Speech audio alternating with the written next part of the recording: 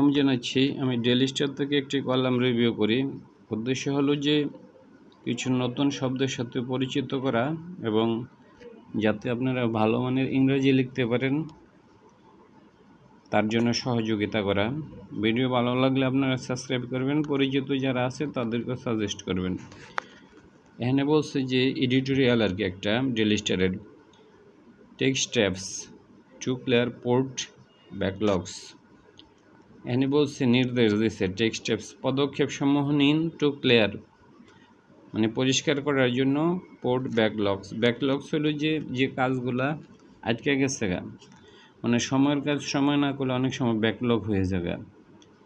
আপনারা যেমন হলো যে অনেক মালামাল আইছে সময় মতো এগুলা খালাস করা যায় না, এই জন্য মানে যেগুলা হলো যে অনেক কাজ পড়ে থাকে ওইগুলাকে বলে ব্যাকলগস। তো যাই হোক, return of regular export import activities in CST port is vital. Return মানে হলো ফিরে আসা, অফ রেগুলার যেটা মানে রেগুলার মানে যেরকম হয়ে থাকে আর কি, export import activities at CST port মানে চিটাগাং ইজ ভাইটাল, এটা খুব জরুরি। ভাইটাল মানে জরুরি, এগুলো আপনারা জানেন অর্থ। এখন আমি মেন বডিতে আসি। দ্য ডিপ স্কার, স্কার হইল ক্ষত, গভীর ক্ষত। এই যে এই শব্দটা হলো স্কার মানে হলো ক্ষত, SCAR স্কার। স্কার মানে হলো ক্ষত, এই ক্ষত খ আর ত ক্ষত। তাইলে দ্য ডিপ স্কার এই যে গভীর যে একটা ক্ষত হয়েছে লেফট, যেটা ত্যাগ করা হয়েছে অন আওয়ার ইকোনমি, আমাদের যে ইকোনমিটার উপর একটা গভীর ক্ষত যেটা ত্যাগ করা হয়েছে বাই দ্য অনগোয়িং কারফু মানে চলমান যে কারফুটা আছে and 5 day long internet shutdown এবং 5 দিন যাবৎ ইন্টারনেট বন্ধ ছিল, অ্যালং উইথ ইন্টারনেট ডিসরাপশন। এছাড়াও মানে ইন্টারনেট একটু ডিসরাপ্ট হয়ে গেছিলো, মানে ব্যাহত হয়েছিল। ডিসরাপ্ট মানে কানেকশনটা ব্যাহত হওয়া আর কি। That lasted much longer, that have lasted যেটা হলো যে স্থায়ী হয়েছিল অনেক সময়। আর স্লোলি ইমার্জিং বেরিয়ে আসতেছে। ইমার্জ মানে বের হওয়া, মানে আমরা যদি গড় হেতে বের হন তাহলে কি ইমার্জ বলে। ইমার্জ মানে বের হওয়া, যেমন একটা ইঁদুর গর্ত থেকে বের হয়েছে এটাকে ইমার্জ বলে। ইমার্জিং মানে বের হওয়া, ইমার্জিং টু সারফেস উপরে বের হয়ে আসতেছে, মানে এই যে ডিপ স্কারটা এটা আস্তে আস্তে বের হয়ে আসতেছে, এটা বলছে আর কি। একটা যে গভীর ক্ষত এটা বের হয়ে আসতেছে। তাইলে অলমোস্ট অল বিজনেস সেক্টরস, প্রায় সমস্ত বিজনেস সেক্টরই হ্যাভ বিন হিট হার্ড, মানে এটা কঠিনভাবে আঘাতপ্রাপ্ত হয়েছে। হিট মানে আঘাত করা, মানে এখানে আঘাতপ্রাপ্ত হয়েছে। হ্যাজ বিন হিট হার্ড মানে এটা খুব শক্ত আঘাত পাইছে। ইনক্লুডিং ইম্পোর্ট এবং এক্সপোর্ট সহ।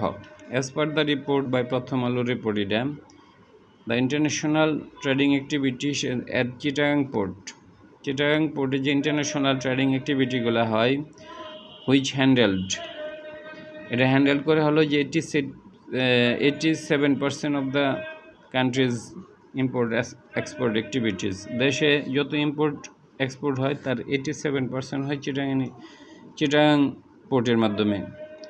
আর ইয়ে টু রিটার্ন টু নর্মাল, এখনও এটা নর্মালে ফিরে আসেনি। ইয়ে টু রিটার্ন নর্মাল মানে হলো যে নর্মাল হইতে আরও সময় লাগবে, মানে এখনও আসে নাই আর কি।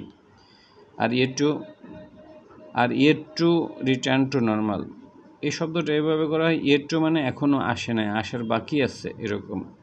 আর ইয়ে টু রিটার্ন টু নর্মাল মানে এখনও নর্মাল হয় নাই। কজিং কন্টিনিউয়াস বিজনেস লসেস, এর ফলে হলো বিজনেস লস হচ্ছে। And reducing government revenue collection, এর ফলে রেভিনিউ কালেকশনও হ্রাস পাচ্ছে। তো যাই হোক, আপনার একটু থাকেন, আমাকে কলমটা আবার চেঞ্জ করতে হবে একটু। ফর নিয়ারলি আ উইক, প্রায় এক সপ্তাহ যাবৎ, দ্য ইন্টারনেট ব্ল্যাকআউট মানে ইন্টারনেট যে বন্ধ হয়ে গেছিল, এখানে ইন্টারনেট ব্ল্যাকআউট বলছে এটাকে। হ্যাম্পার্ড ক্ষতি করছে দ্য কাস্টম ক্লিয়ারেন্স মানে কাস্টম ক্লিয়ারেন্স প্রসেসটাকে। কাস্টম ক্লিয়ারেন্স হলো যে আপনারা জানেন যে বিদেশ থেকে মাল এলে তো এগুলো ক্লিয়ার করে দিতে হয়, মানে কাস্টমের কিছু মানে প্রসেস আছে ক্লিয়ার করার জন্য, ওই প্রসেসটাকে তো ক্লিয়ার করতে হবে। এটা তো বন্দরে মাল আনলে কি নিয়ে আসতে পারবে না, মানে কাস্টম কিছু প্রসিডিউর আছে ক্লিয়ার করার জন্য মালটাকে। For both export and import consignment, এটা এক্সপোর্টের জন্য দরকার, ইম্পোর্ট কনসাইনমেন্টের জন্য দরকার। কনসাইনমেন্ট চালান, মানে একটা চালানে যতগুলা জিনিস আছে এটাকে কনসাইনমেন্ট বলে। কনসাইনমেন্ট মানে মালগুলো তো বিভিন্ন কনসাইনমেন্টে আসে আর কি। Although internet services have been restored of late, সম্প্রতি, অফ লেট মানে সম্প্রতি, যদিও ইন্টারনেট সার্ভিস সম্প্রতি মানে আসছে, মানে এটা কি বলে ফিরে আনা হয়েছে। দ্য ব্যাকলগ অফ অ্যাক্টিভিটিস, যে কাজগুলো হলো যে ব্যাকলগ মানে হলো যে মানে বাকি পড়ছে আর কি। ব্যাকলগ অফ অ্যাক্টিভিটিস হলো যে অ্যাক্টিভিটিসগুলো নির্দিষ্ট সময় করার কথা ছিল, করা যায় নাই। তার মানে কি, এটা যেগুলো হলো যে ব্যাকলগ হয়ে গেছে, ব্যাকলগ হইলো যে সময় মতো এইগুলো করা যায় না যে কাজগুলা।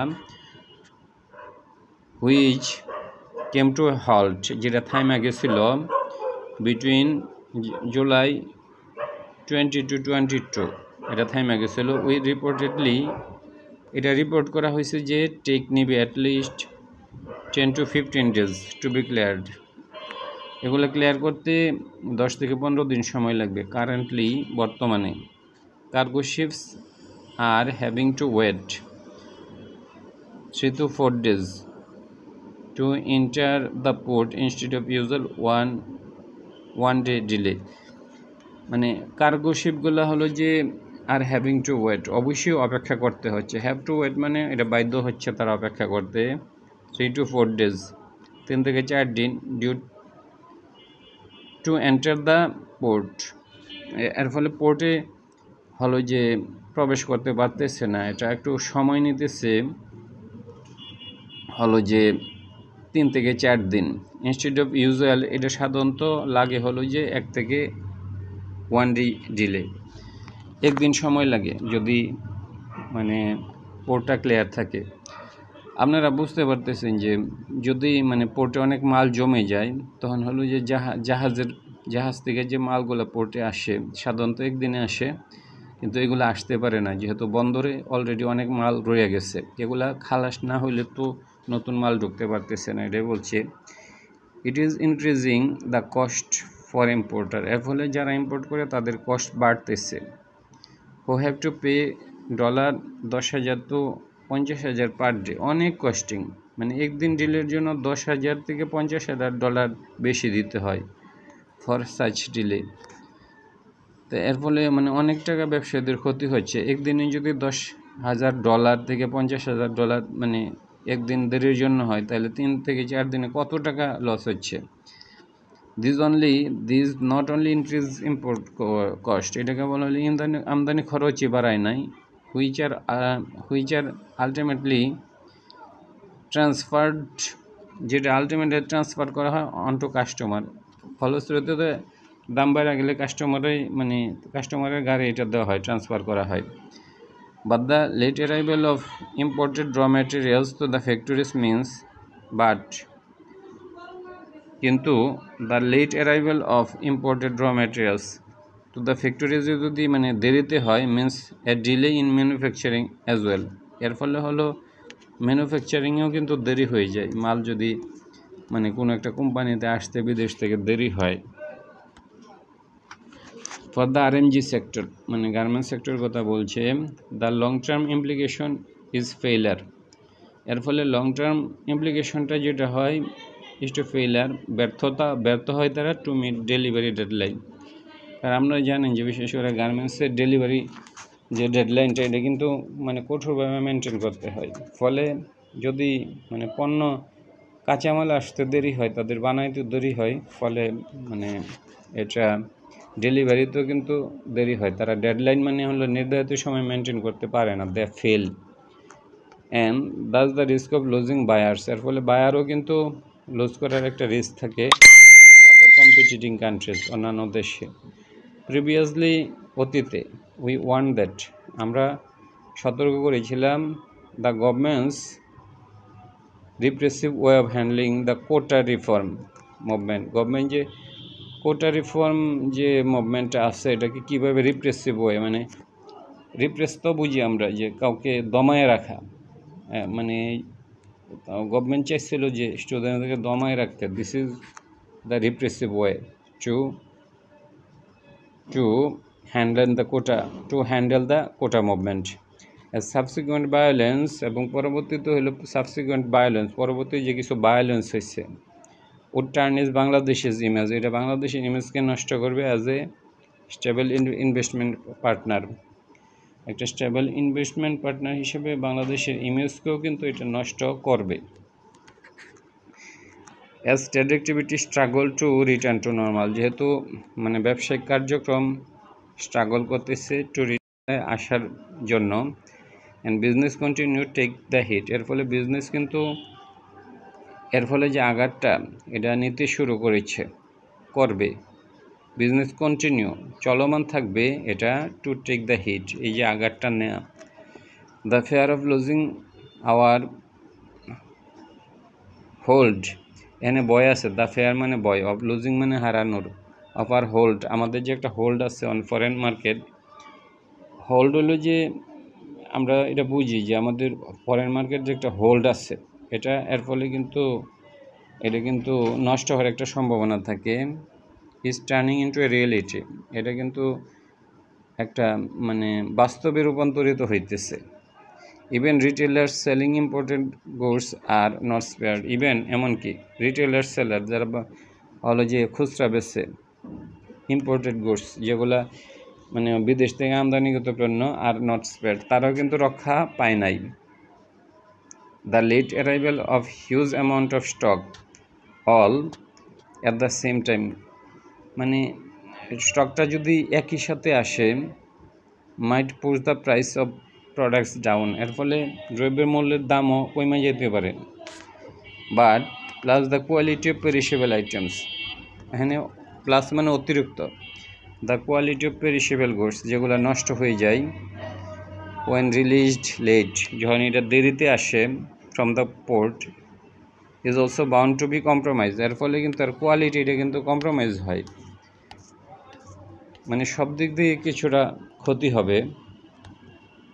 দাস এভাবে ইট ইজ এসেনশিয়াল, এটা প্রয়োজনীয়, that the authorities take all steps, তারা যেন সমস্ত ব্যবস্থা নেই নেসেসারি যেগুলো প্রয়োজন, to clear port backlog urgently, পোর্টে যে ব্যাকলগ হয়েছে মানে যে সময়গুলা যে মালগুলো সময় মতো খালাস করা যায় নাই, যে ব্যাকলগ হয়েছে জমা পড়ছে যেগুলো, এগুলোকে যেন দ্রুত ক্লিয়ার করে।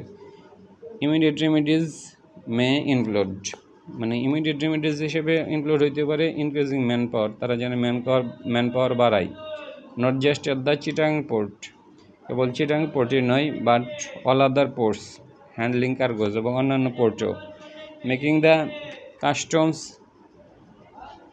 ক্লিয়ারিং প্রসেস ফাস্টার, যেন কাস্টম ক্লিয়ারিং প্রসেস যেটা এটা যেন তারা আরও দ্রুত করতে পারেন, ইজিয়ার এবং সহজ করতে পারে, বাই রিডিউসিং ইন্টারিম স্টেপস, মধ্যবর্তী যে স্টেপ এগুলো যেন কমায় দিয়ে যেন তারা এটাকে দ্রুত করতে পারেন। Increasing the capacity of custom official, এবং কাস্টম অফিসিয়ালদের ক্যাপাসিটি ইনক্রিজের মাধ্যমে।